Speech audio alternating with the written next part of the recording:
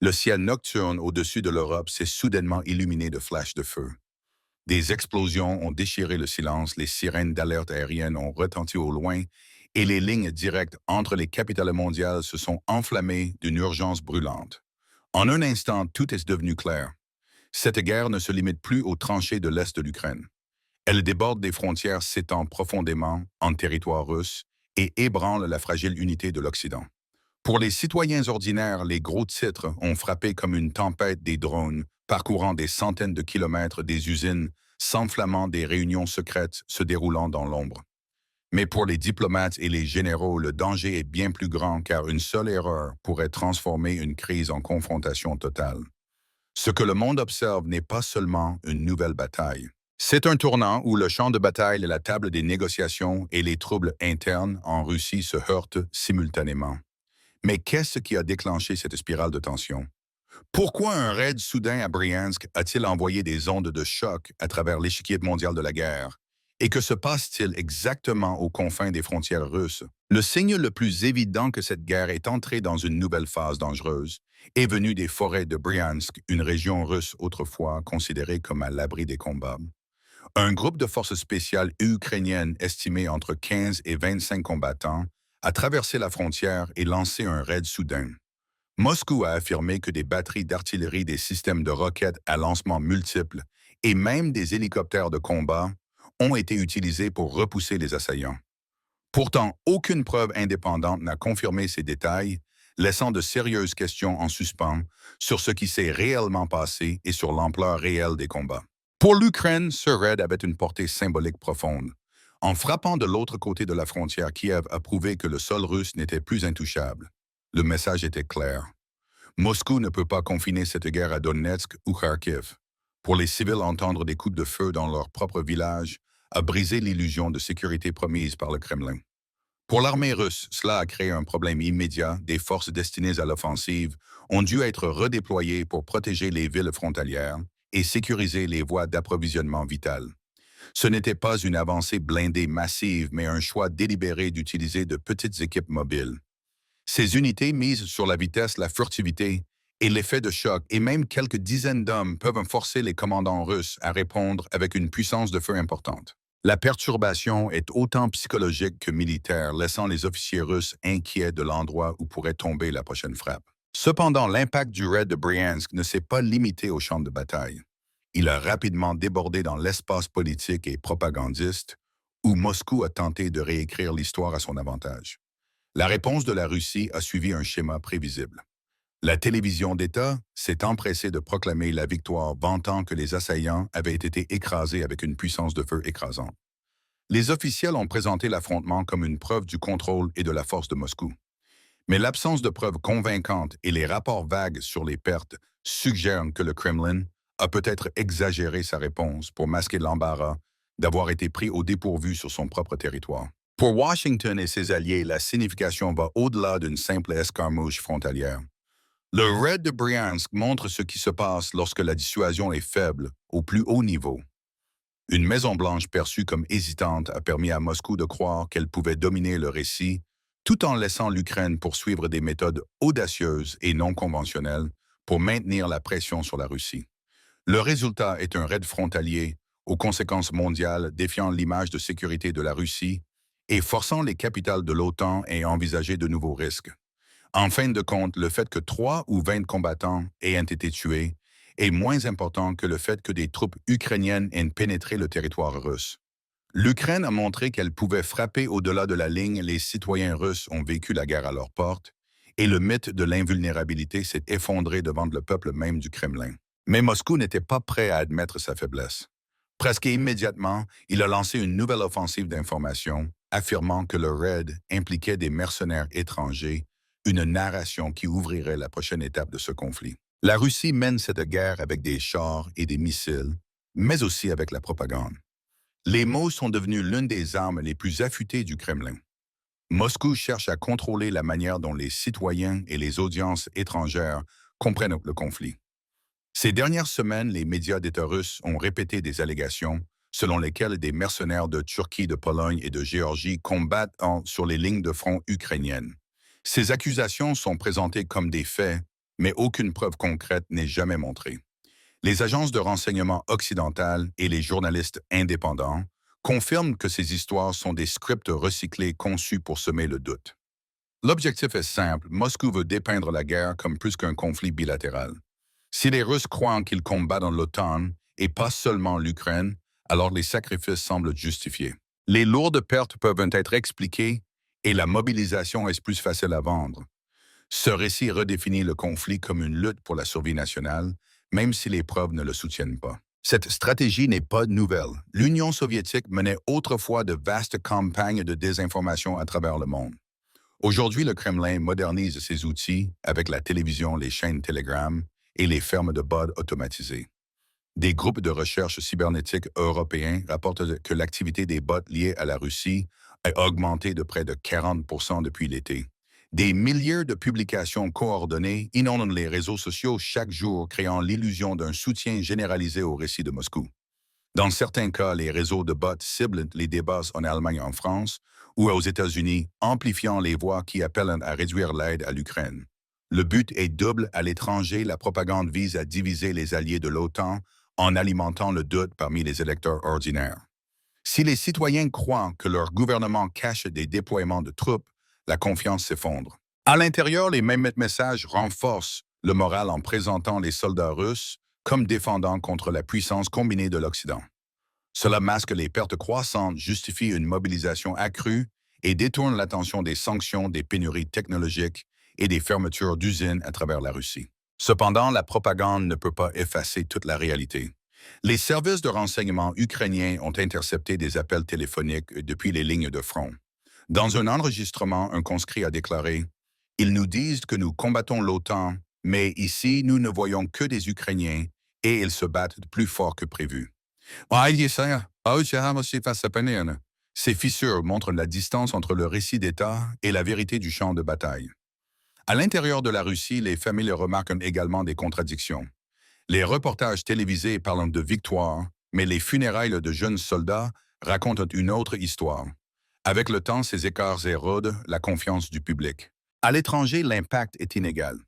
En Afrique et en Amérique latine, des médias russes comme RT et Sputnik gagnent encore des audiences en présentant Moscou comme un contrepoids à la puissance occidentale. Mais en Europe et en Amérique du Nord, la propagande échoue largement. Une enquête en Allemagne a révélé que moins de 10% des citoyens font confiance aux médias russes et en Pologne, ce chiffre est encore plus bas. Cela montre que Moscou peut façonner certains récits à l'échelle mondiale, mais lutte le plus dans les pays qui comptent le plus pour la défense de l'Ukraine. Le danger réside dans la manière dont la propagande prépare le terrain pour une escalade. Si les Russes croient que des soldats de l'OTAN sont déjà engagés, alors tout affrontement avec les forces occidentales peut être présenté comme une défense. Les mots préparent le terrain pour de véritables choix militaires. Le Kremlin sait qu'il ne peut pas arrêter complètement les gains de l'Ukraine sur le champ de bataille avec des armes seules. Les drones fournis par l'Occident, les systèmes de roquettes HIMARS et les missiles à longue portée ont détruit des dépôts de munitions, des ponts et des postes de commandement.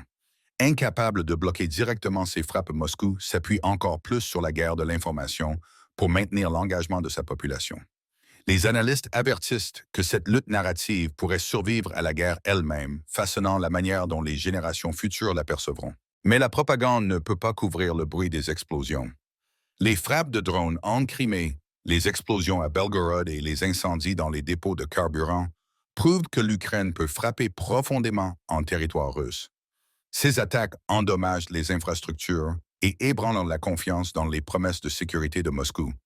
Aucune émission d'État ne peut masquer la peur lorsque les Russes ordinaires entendent des explosions près de chez eux. Alors que Moscou investit son énergie dans sa guerre de propagande, l'Ukraine déclenche une frappe qui secoue le front intérieur russe.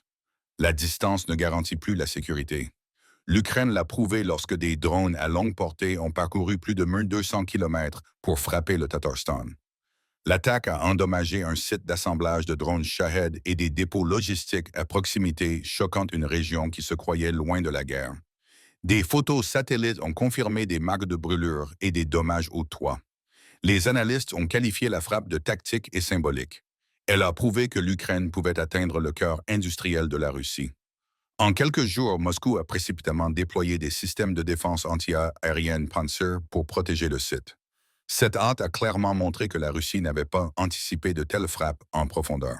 Pendant des années, les officiels ont répété que le centre de la Russie était intouchable derrière des couches de défense. Ce récit s'est effondré en une nuit. Les citoyens qui pensaient que la géographie les protégeait ont soudainement été confrontés à des flammes. La frappe a envoyé un message à Moscou et au monde l'Ukraine peut atteindre plus loin que quiconque ne l'imaginait, et même les zones sûres de la Russie sont vulnérables. L'usine du Tatarstan est importante, car elle produit des drones Shahed conçus en Iran, mais assemblés en Russie. Ces drones sont un pilier de la stratégie de guerre de Moscou. Des milliers ont été lancés sur les villes ukrainiennes visant à paralyser les réseaux électriques et à répandre la peur. En frappant l'usine, l'Ukraine a ciblé à la fois la production militaire et le symbole de la coopération russo-iranienne. Les experts occidentaux ont noté que même des dommages partiels pourraient ralentir les chaînes de montage, réduisant la capacité de Moscou à terroriser les civils ukrainiens. La frappe a également mis en lumière les progrès techniques de l'Ukraine. Des drones capables de parcourir 200 km nécessitent une navigation avancée, des moteurs efficaces et de la furtivité. Les analystes les ont comparés à des missiles de croisière précoces, bon marché efficaces et perturbateurs. Cela crée un déséquilibre économique. L'Ukraine dépense des dizaines de milliers de dollars par drone, tandis que la Russie répond avec des intercepteurs valant des centaines de milliers. Chaque drone qui pénètre profondément en Russie oblige Moscou à défendre des vastes zones, étirant des ressources déjà limitées et augmentant les coûts de l'effort de guerre. L'attaque a révélé des failles évidentes dans le réseau de défense aérienne russe. Les unités Pantsir n'ont été déployées qu'après la frappe, encerclant l'installation dans la précipitation. Au lieu de montrer de la force, cela a exposé une faiblesse. Protéger une usine signifiait retirer des défenses d'ailleurs, ouvrant de nouvelles brèches. C'est le dilemme des défenseurs: trop de cibles, pas assez d'intercepteurs. L'Ukraine exploite cela en sondant de manière répétée jusqu'à ce qu'une faiblesse apparaisse. L'effet psychologique a été immédiat. Les habitants du Tatarstan, qui pensaient autrefois que la guerre était lointaine, ont vu de la fumée dans leur propre région. Les réseaux sociaux se sont enflammés de messages de peur et de frustration. Les résidents ont demandé comment des drones ukrainiens pouvaient voler si loin sans être détectés. Pour Moscou, cela était dangereux. Un récit contrôlé s'est effondré devant les citoyens ordinaires. Une fois que le doute se propage, la propagande perd de sa puissance et le gouvernement peine à maintenir la confiance. La frappe a eu des conséquences politiques à l'étranger. Les dirigeants européens l'ont décrite comme un tournant. En Allemagne, en Pologne et dans les États baltes, les officiels ont soutenu que l'attaque prouvait la vulnérabilité de l'industrie de défense russe. Cela a alimenté les appels à envoyer plus de missiles à longue portée et de drones à l'Ukraine. Stratégiquement, cela a sapé le récit de Moscou. La Russie prétendait autrefois que son cœur était sécurisé pendant que l'Ukraine restait exposée. Maintenant, chaque drone qui frappe en profondeur renverse cette histoire. Kiev peut projeter sa puissance à l'intérieur de la Russie, modifiant à la fois la perception et la réalité. L'échange de coûts favorise également l'Ukraine. Des drones bon marché forcent la Russie à gaspiller des intercepteurs coûteux, épuisant son économie plus rapidement. Pour l'Europe, le message est clair: l'aide fonctionne. Pour la Russie, le défi est plus grand qu'une seule frappe. Les défenses sont de plus en plus étirées, les industries se sentent exposées et les citoyens réalisent que la guerre est plus proche qu'ils ne l'imaginaient. Les États baltes comprennent mieux que quiconque en Europe la pression russe. C'est pourquoi l'Estonie, la Lettonie et la Lituanie ont réagi si fortement lorsque des suggestions de céder du territoire ukrainien à Moscou dans un éventuel règlement de paix ont émergé. Pour eux, une telle idée est non seulement irréaliste, mais aussi dangereuse.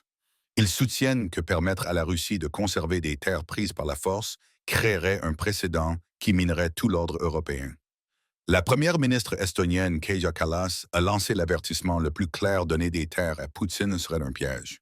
Selon elle, récompenser la violence garantit que Moscou frappera à nouveau. La Lettonie et la Lituanie ont fait écho au même message. Les deux gouvernements ont souligné qu'un compromis avec la Russie ne peut pas apporter une paix réelle, mais invitera au contraire plus de guerre. Le souvenir de la domination soviétique façonne cette perspective. Pour les peuples baltes, la faiblesse invite l'agression, tandis que seule une force ferme assure la survie. La géographie rend la question personnelle. Situés à la frontière orientale de l'OTAN, ils considèrent chaque missile frappant Kiev ou drone survolant Odessa comme un rappel de leur propre vulnérabilité. Cette position ferme ne se limite plus aux capitales baltes. La Pologne a constamment rejeté toute proposition qui affaiblirait la souveraineté de l'Ukraine. L'Allemagne et la France, autrefois plus prudentes, déclarent maintenant ouvertement que l'indépendance de l'Ukraine n'est pas négociable. L'Union européenne a lié des milliards d'euros d'aide financière et militaire à l'intégrité territoriale de Kiev, affirmant clairement que le soutien se poursuivra tant que l'Ukraine résistera à l'agression russe. Pour l'UE, la crédibilité est en jeu. Les dirigeants soutiennent que l'Europe ne peut pas prétendre défendre la stabilité tout en tolérant la conquête. Le principe est simple, il ne peut y avoir de paix durable en Europe sans l'Ukraine. L'histoire donne un avertissement. Dans les années 1930, les tentatives d'apaisement des agresseurs n'ont fait que paver la voie à une guerre plus large. Beaucoup craignent que répéter cette erreur rendrait le continent plus instable, pas moins. C'est pourquoi Bruxelles répète maintenant que le compromis avec Poutine n'est pas une solution. Au contraire, cela planterait les graines d'un autre conflit et laisserait le flanc oriental de l'OTAN plus exposé que jamais. Les avertissements baltes ciblent également les audiences de l'autre côté de l'Atlantique. Certaines voix à Washington discutent de moyens de raccourcir la guerre, même si cela signifie que l'Ukraine doit céder du territoire. Les alliés européens voient cela avec alarme. Ils insistent sur le fait que des solutions rapides sont inacceptables. Sacrifier l'Ukraine ne mettrait pas fin au conflit, mais enhardirait la Russie et affaiblirait la crédibilité de l'OTAN. Le débat s'est intensifié alors que de nouvelles propositions américaines émergent. En Europe, ces plans sont regardés avec suspicion. Les officiels baltais soutiennent que toute concession prouverait à Moscou que l'agression paie. Pour eux, la question n'est pas seulement l'avenir de l'Ukraine, mais aussi leur propre survie. Chaque frappe de missiles sur Kiev ou attaque de drones sur Odessa est vue comme un avertissement pour Riga, Tallinn ou Vilnius. En tenant bon, les États baltes sont devenus des leaders moraux dans la réponse de l'Europe. Leur clarté pousse les grandes capitales à agir avec plus de détermination. Leur message est clair, la paix ne peut pas être construite sur des concessions et les frontières de l'Ukraine doivent être respectées. Avant le sommet en Alaska, une réunion d'urgence inhabituelle a eu lieu au Royaume-Uni. Des délégués des États-Unis, de l'Union européenne et de l'Ukraine se sont réunis à huis clos pour discuter de la manière de répondre à la pression croissante de Washington. La Maison-Blanche voulait tester une idée controversée, connue sous le nom de « terre contre paix ». Les officiels américains ont soutenu que céder un territoire limité à la Russie pourrait mettre fin à la guerre plus rapidement, stabiliser les marchés de l'énergie, calmer l'inflation et réduire le coût à long terme du soutien américain. Avec les élections approchant à Washington, cette poussée reflétait autant la pression politique intérieure que le calcul stratégique. Pour l'Europe, cette proposition semblait un retour aux erreurs du passé. Les dirigeants en Estonie, en Pologne et dans les États baltes ont averti qu'un tel accord récompenserait l'agression et laisserait l'Europe exposée à de futures menaces. Même la France et l'Allemagne, souvent perçues comme plus ouvertes à la négociation, se sont rangées du côté de leurs voisins orientaux. Leur exigence était claire, tout règlement doit commencer par un cessez-le-feu et un retrait complet de la Russie, pas par des concessions. Pour les Européens, échanger des terres contre la paix créerait un précédent qui minerait le droit international, la crédibilité de l'OTAN et la sécurité de base du continent lui-même. La différence marquée entre Washington et l'Europe est rapidement devenue publique. Pendant des années, les deux parties avaient mis l'accent sur l'unité dans leur soutien à l'Ukraine. Mais les discussions en Alaska ont montré des fissures dans ce front. Les journaux américains ont décrit le plan comme un pas audacieux vers la diplomatie. Les médias européens, cependant, l'ont dépeint comme un apaisement déguisé en nouveau langage pointant du doigt les échecs de l'histoire. La nature inhabituelle des pourparlers est devenue une histoire en soi. Au lieu que les Alliés présentent un plan commun, ils s'opposaient ouvertement devant le monde, envoyant des ondes de choc aux observateurs de l'OTAN. Des rapports de l'intérieur de la salle du sommet décrivaient des échanges tendus. Les émissaires américains ont insisté sur le fardeau économique de la guerre et ont soutenu que les électeurs chez eux devenaient impatients. Les représentants européens ont rétorqué que la sécurité ne peut pas être mesurée uniquement en dollars ou en cycles électoraux. Pour eux, le principe de souveraineté l'emportait sur le coût financier et ils croyaient que l'obligation morale de résister à Moscou était plus grande que le soulagement à court terme. Les analystes ont noté que ce débat marquait l'un des rares moments où les partenaires de l'OTAN se sont affrontés si visiblement. Le désaccord risquait d'envoyer un signal dangereux à Moscou indiquant que l'unité occidentale pourrait se fracturer si la pression et la fatigue continuaient de s'accumuler. Pour l'Ukraine, le plan de l'Alaska n'était jamais une option. Le président Volodymyr Zelensky et son équipe ont rejeté l'idée de manière catégorique, insistant sur le fait qu'aucun gouvernement à Kiev ne pourrait survivre s'il acceptait de céder du territoire. Ils ont pointé du doigt des sondages montrant que plus de 80% des Ukrainiens s'opposaient à tout règlement impliquant des concessions même si la guerre durait des années. Pour Kiev, céder des terres ne mettrait pas fin à la guerre. Cela ne ferait qu'inviter la Russie à se regrouper, se réarmer et frapper à nouveau plus tard avec une force encore plus grande. Le message a été renforcé par les diplomates ukrainiens au sommet. Ils ont soutenu que la paix ne peut pas être achetée au prix de la souveraineté ou échangée contre un calme temporaire. Leur position a gagné la sympathie de nombreux dirigeants européens qui ont convenu que l'histoire prouve que l'apaisement échoue toujours. Dans le même temps, les analystes ont averti que la fracture transatlantique était désormais exposée aux yeux de tous. Washington cherchait une solution rapide façonnée par la politique intérieure, tandis que l'Europe se préparait à une lutte prolongée. Le plan de l'Alaska a révélé ces différences de manière dramatique et a montré à quel point l'unité des Alliés peut devenir fragile sous pression. Alors que les Alliés se disputaient, le rejet des concessions par Zelensky a été suivi par de nouveaux troubles à l'intérieur de la Russie elle-même. Le président Volodymyr Zelensky a répondu au plan de l'Alaska par un non catégorique. Il a rappelé aux Alliés que la Constitution ukrainienne interdit strictement de céder du territoire sous quelque circonstances que ce soit. Pour lui, ce n'était pas seulement du théâtre politique, mais une question de droit et de survie nationale. Il a soutenu que troquer la souveraineté contre l'illusion d'un calme serait à la fois illégal et imprudent. Une paix construite sur des concessions, avertit Zelensky, ne ferait que récompenser la violence et garantir de futures guerres. Son message à Washington et à Bruxelles était sans équivoque: la position de l'Ukraine est enracinée dans l'ordre constitutionnel et non dans les vents politiques changeants.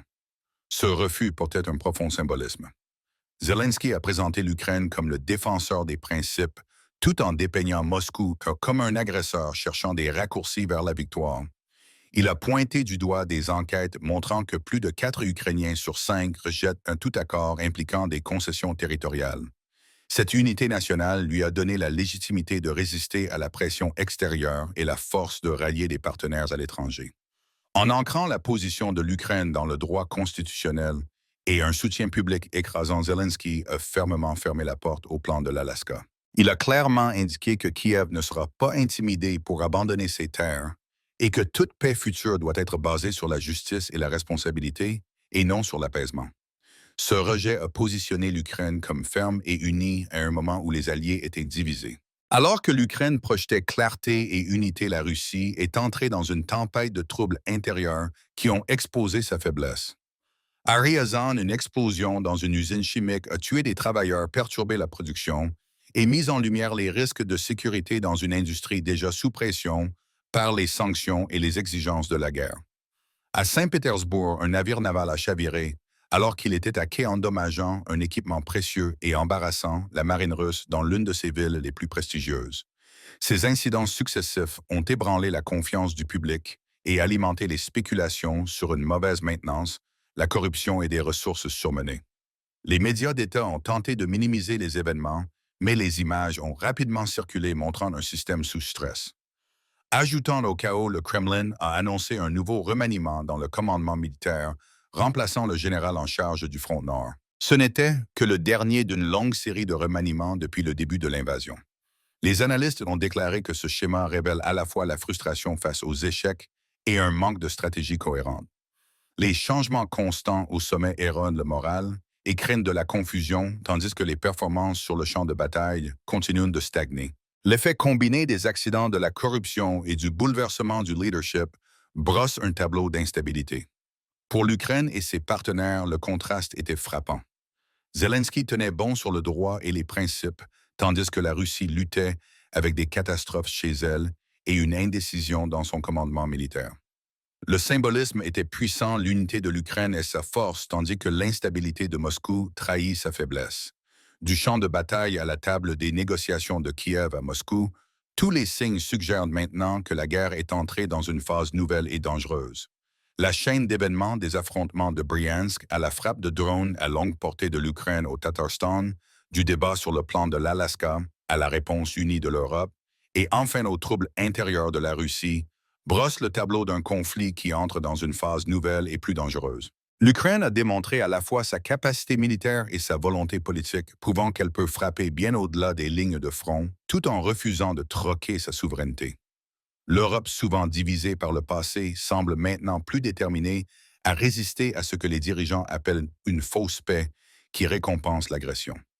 La Russie, quant à elle, fait face à des fissures chez elle, avec des accidents, des changements de leadership et une incertitude croissante. À l'avenir, la guerre est peu susceptible de ralentir. Au contraire, une escalade semble inévitable, alors que les relations entre les États-Unis et l'UE sont mises à l'épreuve par les propositions controversées de Washington et les retombées mondiales des politiques du président Trump. L'équilibre de l'unité, de la détermination et de l'endurance façonnera la prochaine étape de cette lutte. La guerre nous montre toujours le coup de l'échec, mais l'histoire nous rappelle également que la paix est construite lorsque les gens comprennent pourquoi le conflit commence. La leçon ne concerne pas seulement les armes ou les batailles, mais les choix, les alliances et le leadership. Chaque frappe et chaque négociation façonne l'avenir des nations. La véritable question est donc, permettrons-nous à la peur et à la division de nous entraîner vers un conflit sans fin, ou apprendrons-nous du passé et exigerons-nous des solutions qui protègent la paix et la dignité? En étudiant ces événements ensemble, nous acquérons les connaissances nécessaires pour pousser les dirigeants vers la responsabilité.